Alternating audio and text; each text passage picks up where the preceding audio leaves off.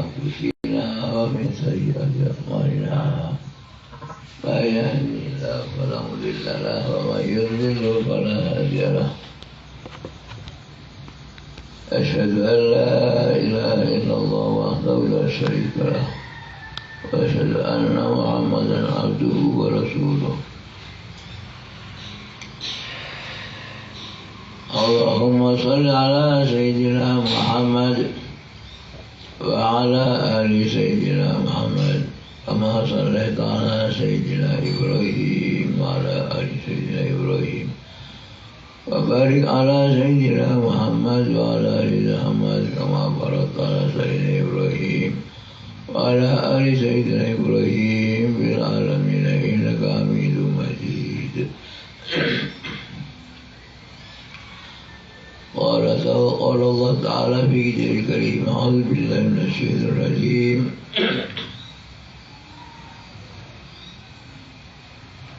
يا أيها الذين آمنوا قوا أنفسكم وأهليكم نارا وقودها الناس والحجارة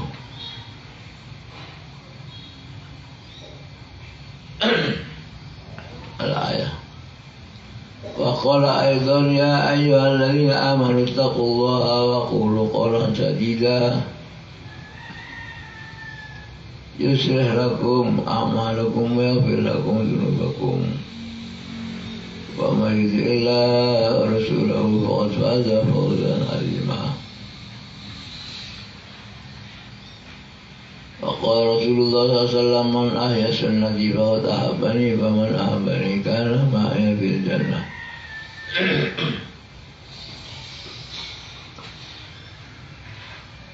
صدق الله العظيم صدق الرسول الكريم وأنا على ذلك من الشهيدين. Alhamdulillah, kita bersyukur kepada Allah SWT karena nikmat yang tidak bisa terhitung jumlahnya. Dan yang paling utama nikmat yang kita terima adalah nikmat iman dan Islam. Nikmat iman dan Islam ini yang bisa menggerakkan kita untuk menjadi lebih baik.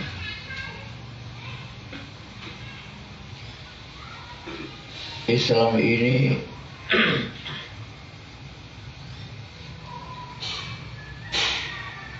dikatakan nikmat oleh Allah Ta'ala sebagaimana yang diceritakan dalam surat Al-Maidah. Al-yawma akmaltu lakum dinakum wa atmamtu alaikum ni'mati wa raditu lakumul Islam dinan. Akmaltu lakum nikmat sudah saya sempurnakan nikmatnya. Jadi nikmat sempurna itu kalau tidak kita Islamnya baik. Islamil mar'i tarkuhu ma la ya'nihi adalah saja min husni Islamil mar'i. Orang yang Islamnya sudah baik itu min husni Islamil mar'i tarkuhu ma la ya'nihi. Jadi kita Islam kita baik atau tidak baik itu kata Rasulullah, kalau kita bisa meninggalkan sesuatu yang tidak berguna.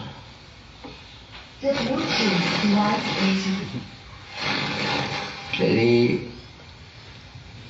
Allah Ta'ala dan Rasulullah sendiri mengatakan bahwa Islam itu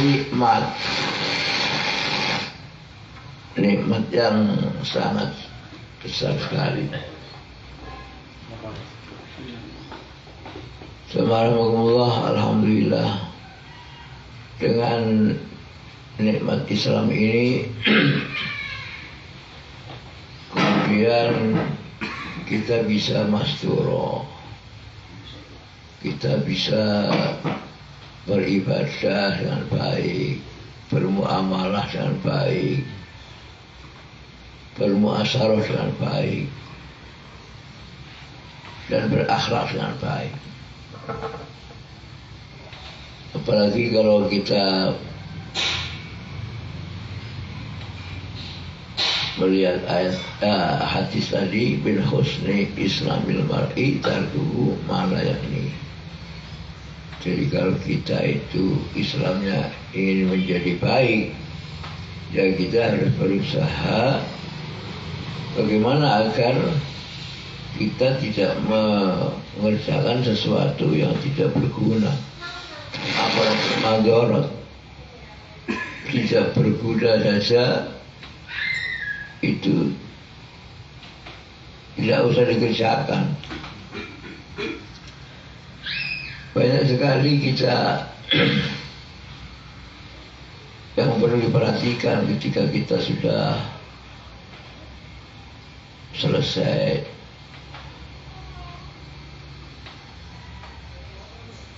melaksanakan dakwah intikoli ini, yang kita akan pulang nanti ke dakwah makomi. Apalagi ini masih sekali lagi ya, masih satu lagi.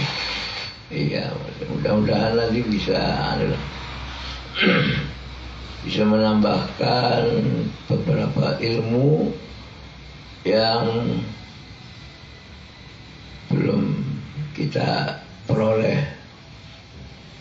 Ilmu itu tambahnya ya dengan secara taklim, tidak ada lagi menambah ilmu dengan cara taklim.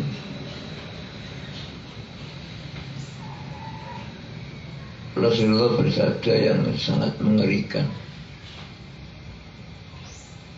ad-dunya mal'unatun wa mal'unun ma fiha illa zikrullahi wa ma wala wal alim wal muta'alim. Dalam kitab Fadilah ada, dalam kitab Mutahabat ada. Ad-dunya mal'unatun, dunia ini dilaknat. Dunia yang kita cari-cari itu, yang kita senangi itu, ternyata dilaknat oleh Allah. Dikutuk seperti setan yang melanggar perintah itu sudah dijelaskan oleh Rasulullah. Ad-dunya mal'unatun, dunia itu dikutuk. Wa mal'un ma fiha, dan semua yang seisi dunia itu dikutuk semua. Illa zikrullah, kecuali zikir kepada Allah, wa ma wala, dan sesuatu yang ada hubungannya dengan zikir. Kalau sesuatu itu ada hubungan zikir, itu tidak dikutuk. Seperti apa? Ya makan, kita makan itu kan untuk bisa berzikir. Kalau tidak makan nanti ya, makan, minum atau kawin, nikah dan sebagainya itu yang ada hubungannya dengan zikir. Pokoknya semuanya itu harus diberikan kepada zikir. Wa mawala. Jadi kalau kita mengerjakan sesuatu kemudian itu tidak ada hubungan dengan zikir, itu dikutuk. Saya pergi ke Somar mau apa? Mau masyurah, ya tidak dikutuk kalau mau masyurah. Lalu pergi ke Somar mau apa? Ya mau jalan-jalan, mau apa? Lihat-lihat. Nah, lihat-lihat itu tidak boleh lah, lihat-lihat. Jadi wa mawalah. Tapi yang istimewa itu wal alim wal muta'alim, yang dikutuk itu wal alim dan orang alim, wal muta'alim dan orang yang belajar, yang mau taklim.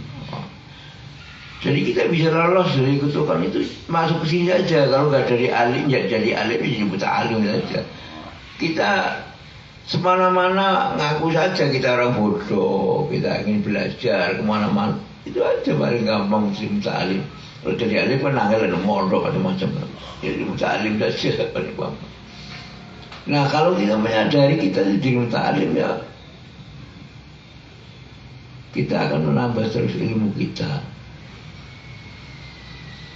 Jadi masalahnya akan giat, nanti ada taklim mingguan, ya, ada taklim rumah, yang rijalnya ya taklim masjid, ada sholah, ada semacam.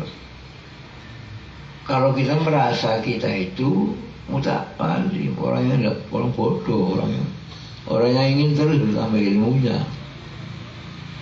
Tapi kalau sudah tidak alim, tidak jadi muta'alim, lah ini ada peluangnya. Zikrullah, zikir terus saja, zikir karena anak zikir terus enak jadi muta'alim aja.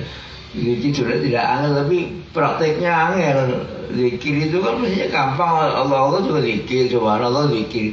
Tapi kan kita banyak lupa. Nah, lupa ini namanya tidak zikir, lupa. Bahaya kalau sudah lupa itu.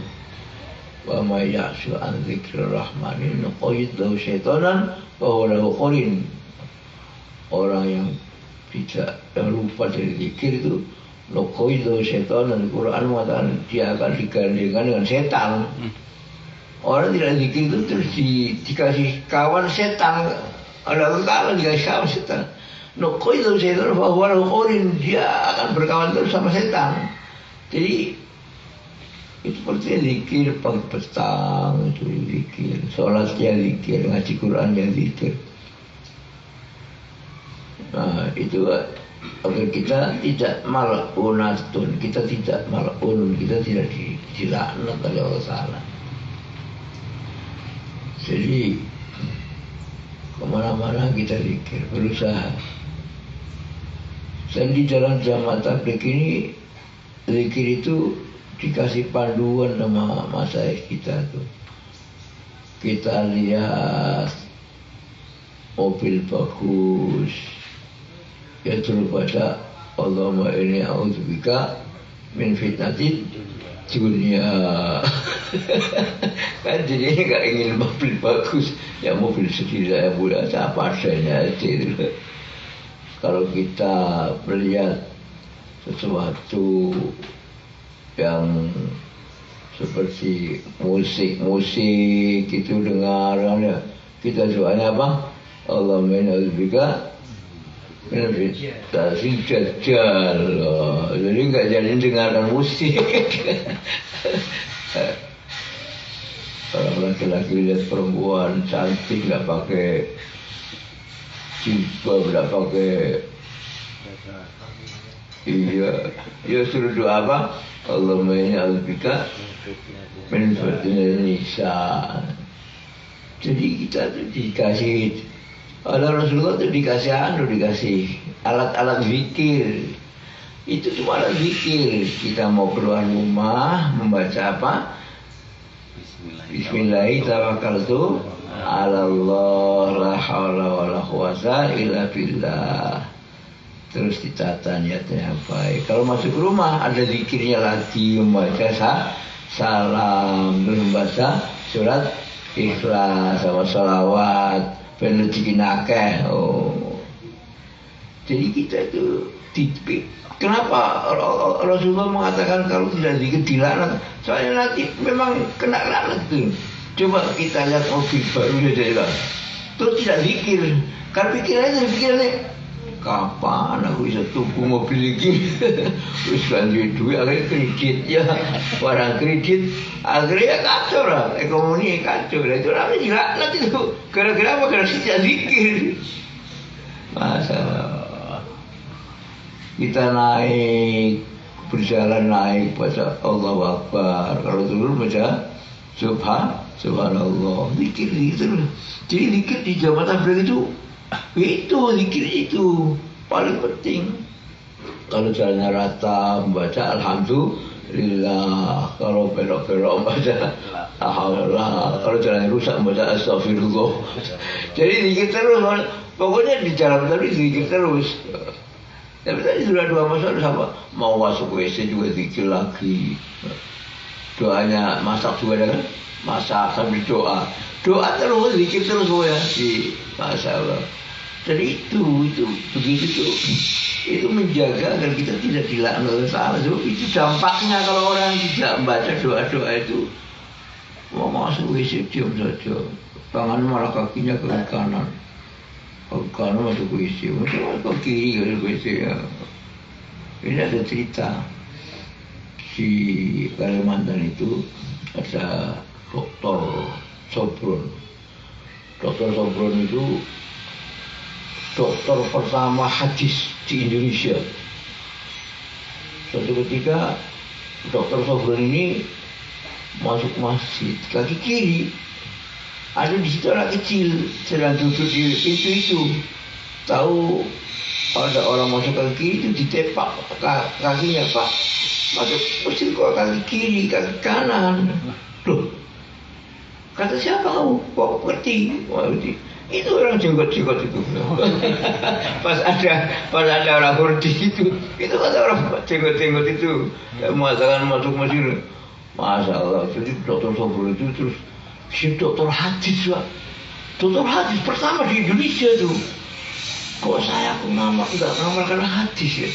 Saya tahu hadis, saya hafal, saya dokter hadis. Kok saya nggak ngamalkan hadis? Gitu. Terus langsung Pak masuk jabatan, masuk ikut kurus, Masya Allah. Gara-gara ditabok kaki sama anak kecil kan, Masya Allah. Jadi itu kan. Itu kalau masuk masjid kaki kiri itu sudah ada itu ceritanya Sufyan As-Tsauri. Sufyan As-Tsauri itu namanya jadi Sufyan itu ada As-Tsaurinya. As-Tsauri itu maknanya banteng. As-Tsauri itu maknanya sapi lanang, As-Tsaur bahasa Arabnya. Itu ceritanya Sufyan As-Tsauri itu tabiin, Mbak. Tabiin yang paling alim itu Sufyan As-Tsauri. Sufyan As-Tsauri masuk masjid kaki kiri ditanya. Nah kemudian ada suara hatif, suara tanpa lupa yang menegur, hai Sufyan, kamu masuk kandang apa masuk masjid? Kok kaki kiri? Kayak sapi aja kamu itu. Saur, kayak Saur. Ya Saur, dipanggilnya ya Saur. Ya Saur. Hai Saul, kenapa kamu masuk kok kaki kiri loh? Mulai itu terus diberi nama Sufyan As-Tsauri, Sufyan yang bangsa sapi. Itu dipasangi dewe biar saya ingat. Saya kasih nama Sauri belakang saya, gitu oleh Sufyan sendiri. Karena saya ditegur, karena saya salah masuk masjid kaki kiri, Masya Allah. Itu tuh berapa hari itu nggak bisa sholat tahajud. Karena dihukum oleh Allah, karena dia itu masuk masjid kaki kiri ada 1 minggu lebih dia tidak bisa bangun tahajud. Masya Allah. Jadi kalau tidak bangun tahajud itu jangan senang. Oh Allah Ta'ala ngajar dia saya. Bukan gitu. Karena kita punya salah. Tapi kalau kita lihat orang lain baru ngomong gitu. Saya sholat tahajud di pinggirnya di pinggir saya ada orang tidur. Ini dia sedang dapat hadiah dari Allah sehingga dia tidak bangun tahajud. Kalau untuk dirinya tidak boleh ngomong gitu. Untuk dirinya, saya dosa nopo kalau suka tangi tahajud itu harus gitu. Itu pasti ada dosanya itu. Kalau orang tidak bisa tahajud itu mesti ada kelakuan dosa kali apa dosa ya.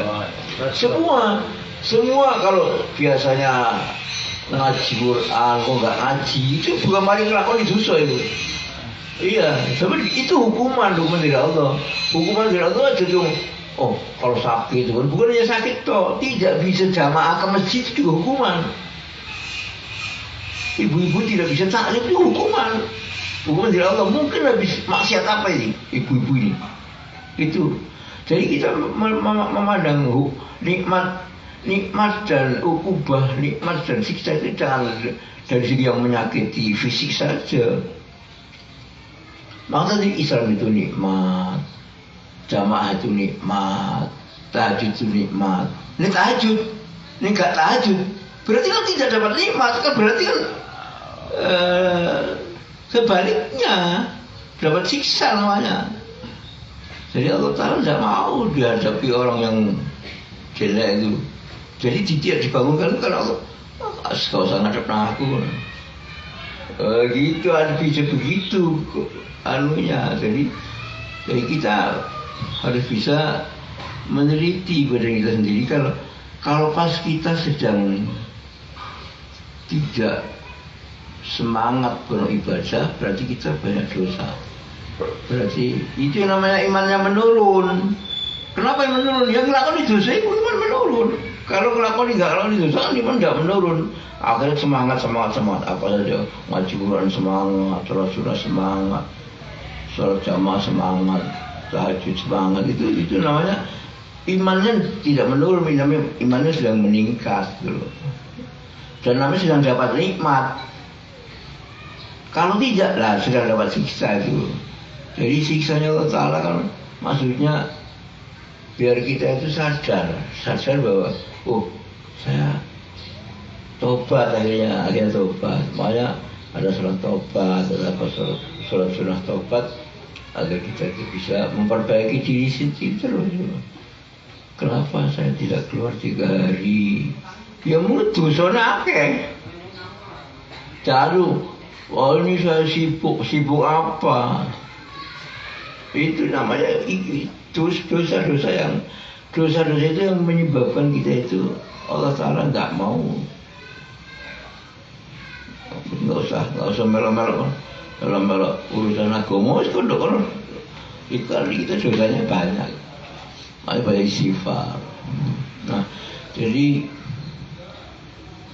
memang kita itu harus tahu bahwa peringatan Allah itu bermacam-macam caranya.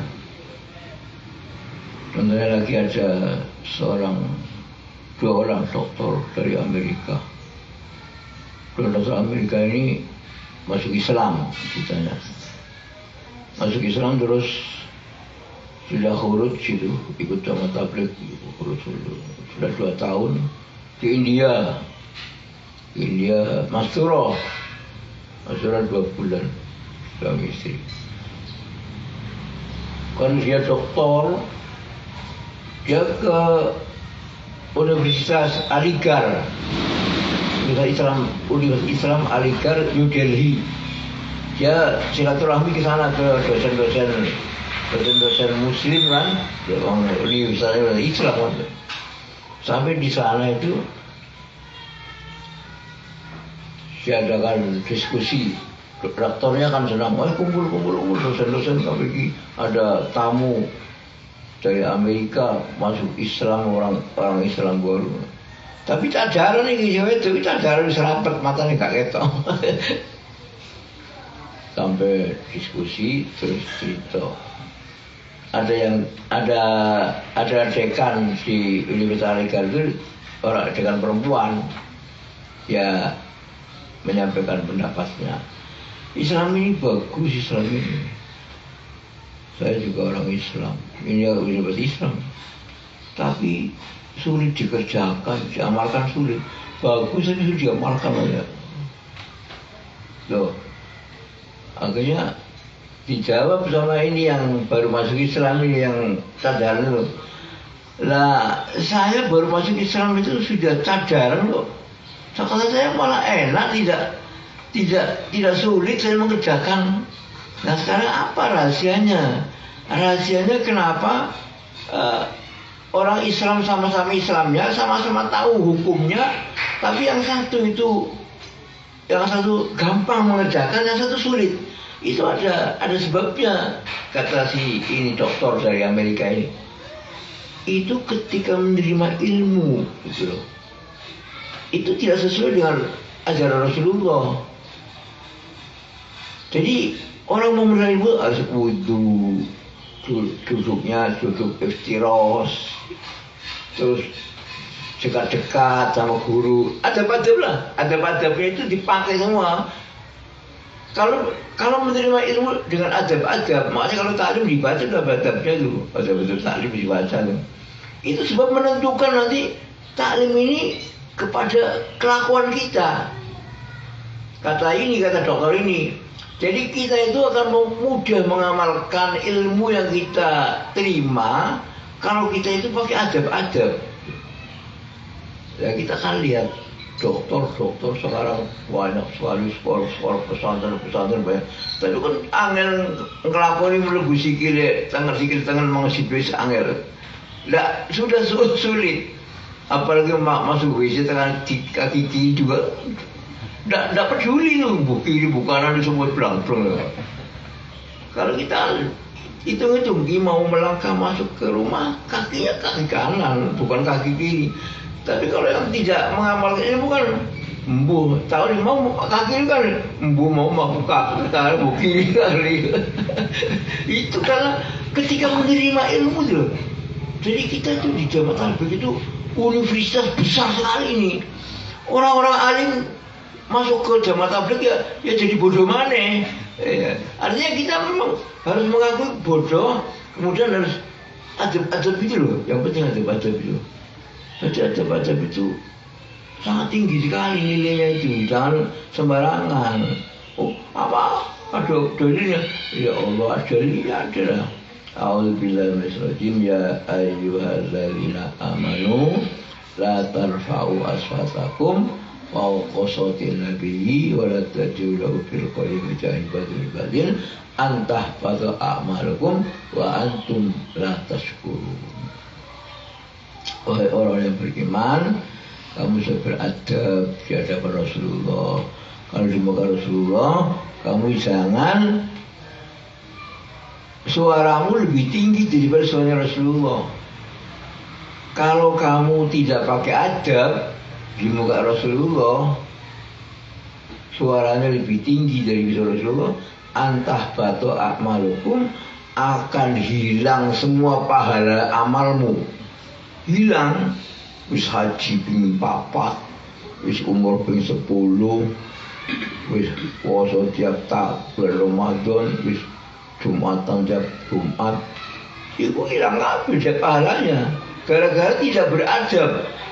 Antah pada amal wa antum la tasulun, kamu tidak merasa bahwa itu adalah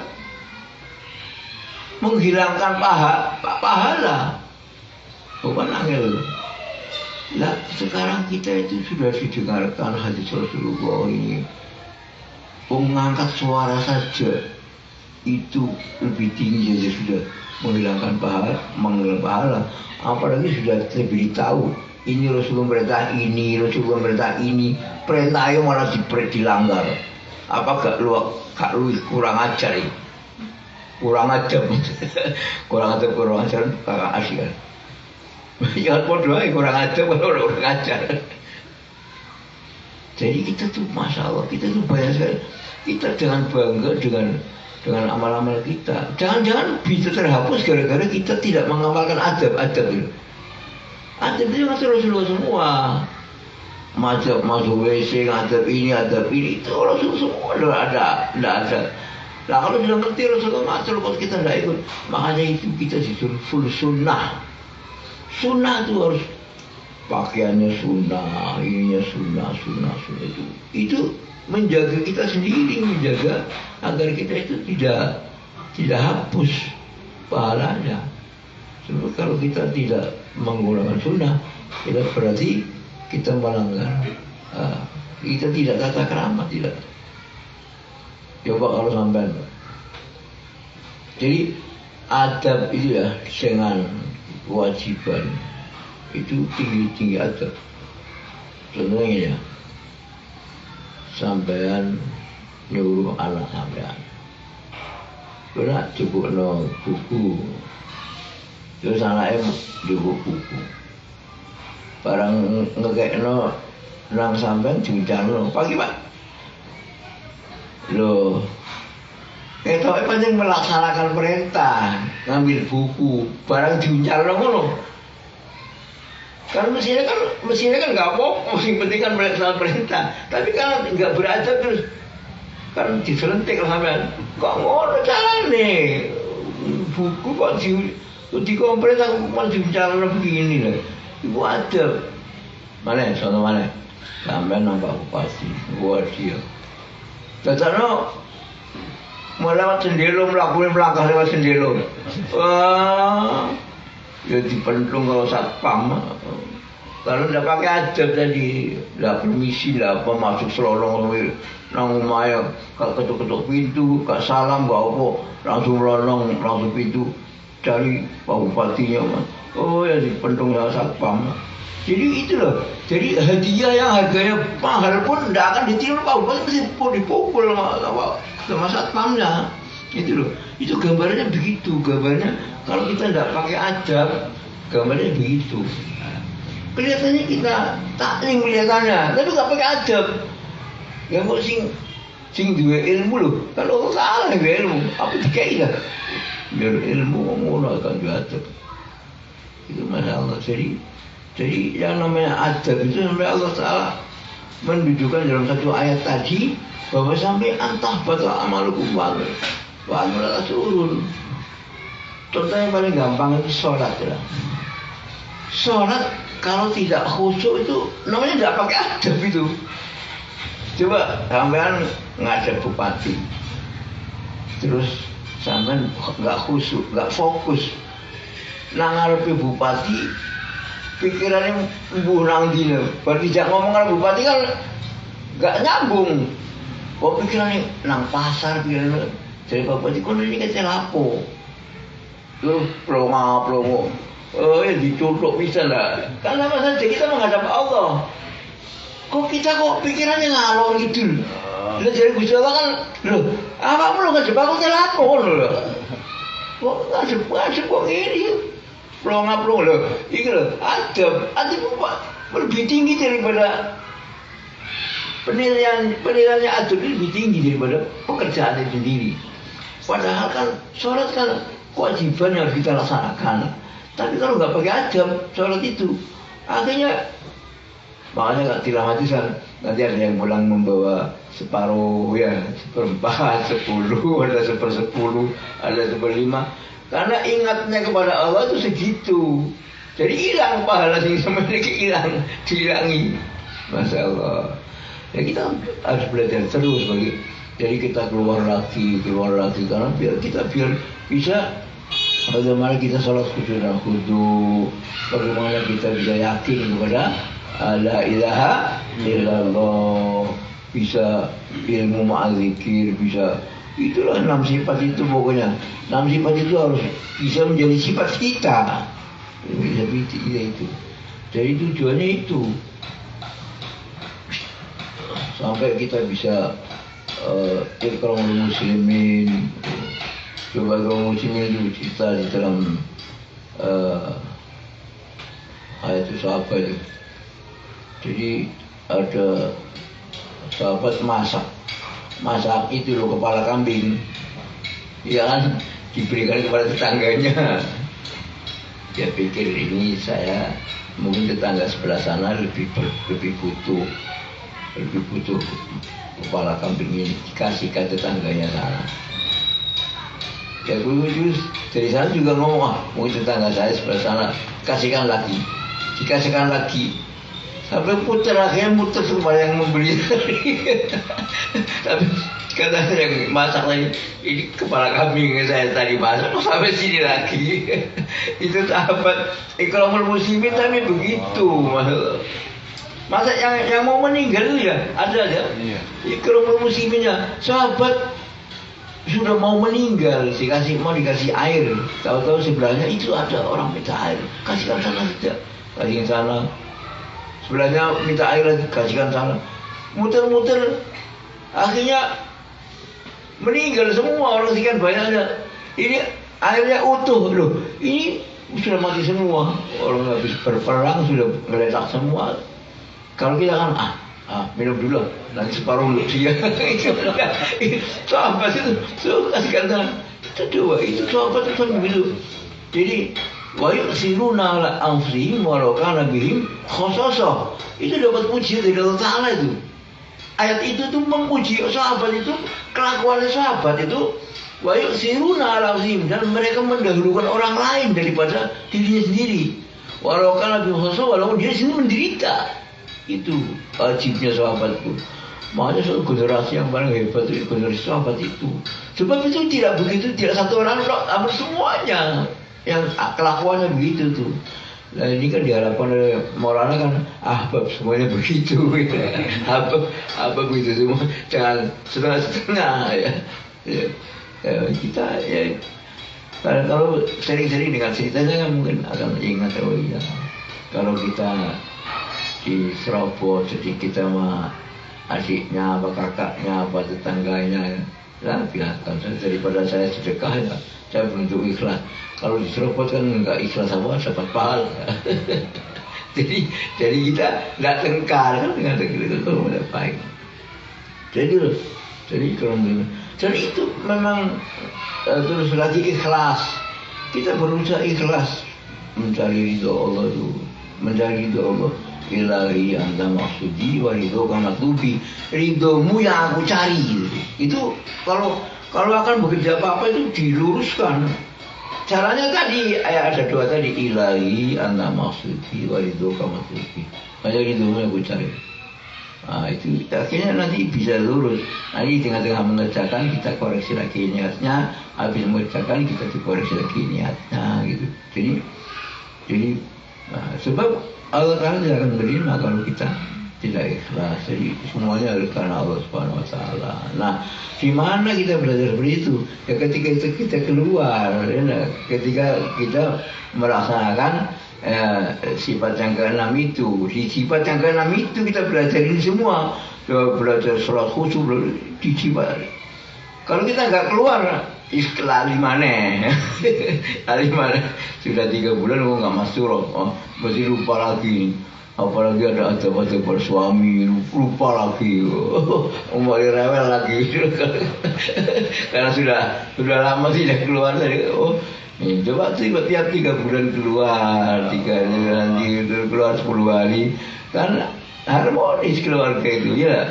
Itu di mana belajarnya? Ya ketika keluar di jalan Allah itu. Jadi kita bisa tahu bahwa Allah SWT memberi kita uang, memberi kita waktu, memberi kita itu semuanya itu harus diatur. Itu semua milik Allah, bukan milik kita.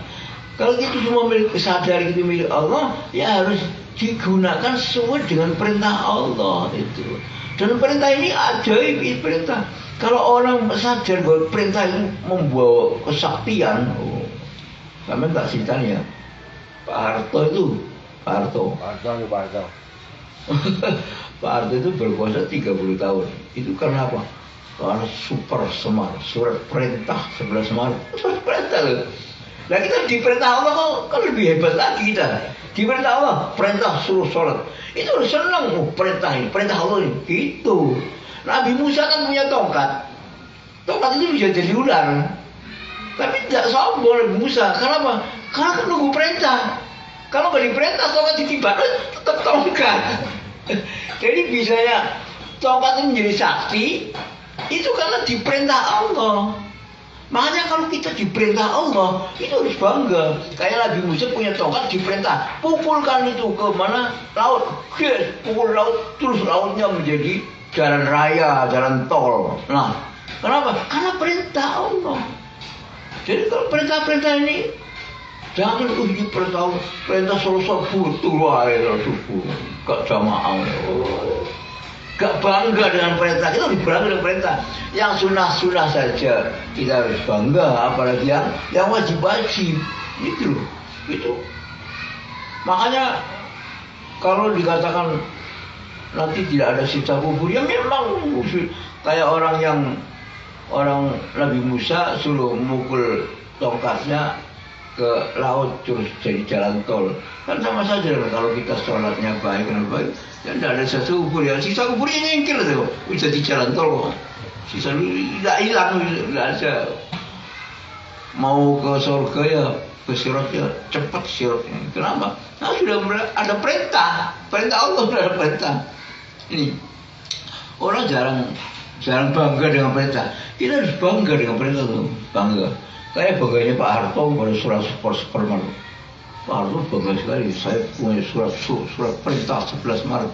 Siapa melawan saya? Gulung. PKI disembelih. PKI itu pirang juta disikat oleh Pak Harto. Itu karena perintah. Pak Harto bangga dengan perintahnya. Itu perintahnya bakal lo dah. Lah kita diperintah Allah kok tambah nggak bangga tuh. Oh ya gak ngerti ya nih. Udah mata terus gila tuh lari. Pengen kita bangga sama kita. Makanya kita suruh itu sunnah apa saja siwa. Dan ada Karguzari taklim ini. Itu ketika Soviet nyerang Afghanistan, itu ada orang Afghanistan yang maksudnya pejuang Afghanistan di dalam gua. Itu ditutup guanya sama Soviet. Ditutup. Wah, gak mangan lah, kayak Asbul Kafi kan, gak mangan. Setelah 7 tahun Soviet minggat diserang, dibuka Pak. 7 tahun isi taklim, isi urip apa Pak? Yo gak kerasa 7 tahun. Ngerti ini pirang dino lho. Gak malah kayak Ashabul Kahfi 300 tahun, gak malah saya kayak gitu, kok seru gitu ya. Allah bisa. Jadi kekuatan taklim dahsyat sekali Pak. Sebab apa? Karena majtama'a qaumun fi baitin min buyutillahi yatluuna kitaballahi wa yatadabbaruna bainahum illa nazalat alaihim sakinah. Ya enggak? Wa ghasyiyatuhumur rahmah wa hafazuhul malaikah wa dzakara fiman indah. Ini 4 ini orang taklim itu. 1 di sakinah, dapat sakinah, tenang. Hidupnya tenang, meskipun duit titik ya tenang, apalagi duit akeh. Tenang terus. Coba kalau orang yang tidak pernah taklim punya uang sedikit mengeluh, punya uang banyak perlu selalu bicara kemana. Tidak karu-karuan akhirnya. Kalau orang sakinah kan bisa barokah semuanya. Kemudian tujuh rahmat, kemudian dirubung malaikat berhubung. Rahmat memulai malaikat berhubung kalau taklim. Kemudian kalau disebut Ta'ala di sininya para malaikat itu itu jadi itu dengan kebanggaan seperti itu kita kalau kita beramal itu harus diingat-ingat fadilahnya. Jangan dilupakan fadilahnya. Kita zikir la ilaha illallah, fadilahnya apa? Itu kalau zikir la ilaha illallah itu langit 1, 2, 3, 4 sampai 7 terbuka. Karena ada hadisnya tuh terbuka. Jadi itu diingat-ingat di zikirnya. Tiga apa lagi? Illallah, munggah. Itu. Jadi semua diingat-ingat fadilah-fadilah itu. Makanya kita membaca kitab fadilah amal supaya kita itu semangat, jazbah, semangat bahasa Arab jazbah, semangat. Jadi itulah barangkali nanti pindah di mana di Comal, insya Allah akan mendapat ilmu yang barokah ya. Mudah-mudahan ilmunya barokah dan mudah-mudahan semangat terus keluar 3 hari, 10 hari, yang rijalnya ya gitu sampai ke negeri jauh, negeri jauh. Sudah semua PP ya sudah. Alhamdulillah sudah PP tinggal negeri jauh ya belum PP lah, gitulah. Ibu itu juga diajak, yang bapak-bapak tok, bapaknya tok nang India, ibunya gak diajak, ibunya diajak. Ibunya kalau ke sana 40 hari bisa, 2 bulan bisa. Jadi itu biar saya kira cukup itu kepanjangan film-film itu. Dan mudah-mudahan ada manfaatnya. Dan kita tutup kalau masih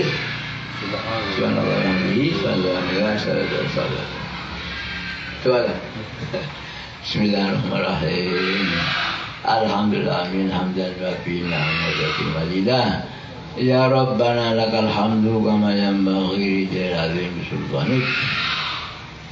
Allahumma salli wa sallim ala sayyidina Muhammad wa ala alihi wa sallam salatan tunjina biha min jami'il ahwali wal afat وتقضي لنا بها جميع الحاجات وتطهرنا بها من جميع السيئات وترفعنا بها إلى درجات وتبلغنا بها السريات من جميع الخيرات بالحب والرحمات. اللهم إنا نسألك الهدى والتقى والعفاف والغنى. اللهم إنا نسألك الجنة ونعيمها وما قرب إليها من قول وعمل وفعل ونية واعتقاد. ونعوذ بك من النار وما قرب إليها من قول وعمل وفعل ونية واعتقاد. اللهم حبب إلى الإيمان وزينه بقلوبنا وكره إلى الكفر والفسوق والعصيان واجعلنا من الراشدين. اللهم إنا نسألك من خير ما سألك منه عبدك ونبيك ورسولك سيدنا محمد، ونعوذ بك من شر ما استعاذك منه عبدك ورسولك سيدنا محمد صلى الله عليه وسلم، فأنت المستعان وإلى البلاغ. ربنا هب لنا من أزواجنا وذرياتنا قرة أعين واجعلنا للإمامة. ربنا اصرف عنا عذاب جهنم إن عذابها كان غراما إنها ساءت مستقرا. ربنا ظلمنا أنفسنا وإن لم تغفر لنا وترحمنا لنكن من الخاسرين. ربنا آتنا في الدنيا حسنة وفي الآخرة حسنة وقنا عذاب النار. وصلى الله على سيدنا محمد النبي الأمي وعلى آله وصحبه وسلم. سبحان ربك العزة عما يصفون وسلام المرسلين والحمد لله رب العالمين. الفاتحة.